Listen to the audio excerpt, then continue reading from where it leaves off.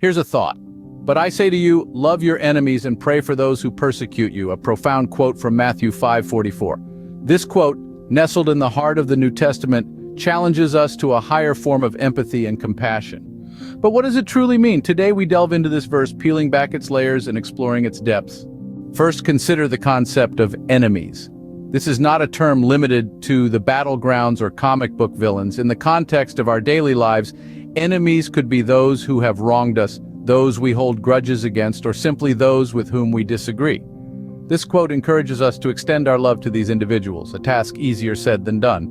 Secondly, the verse asks us to pray for those who persecute you. Persecution comes in many forms, big and small. It could be outright harassment or a subtle undermining of our beliefs and values.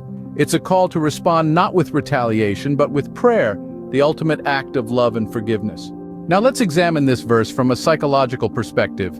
Studies show that holding on to anger and resentment can have detrimental effects on our health.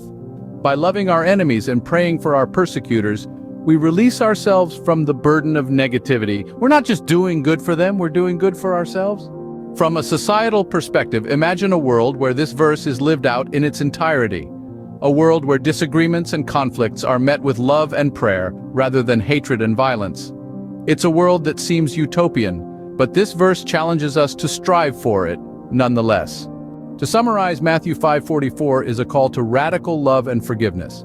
It challenges us to expand our definition of enemy, to respond to persecution with prayer, and to replace resentment with love. It underscores the power of love and prayer in healing ourselves and our society. This quote is not just a verse in a biblical chapter. It's a blueprint for a healthier, more compassionate self and a more harmonious society.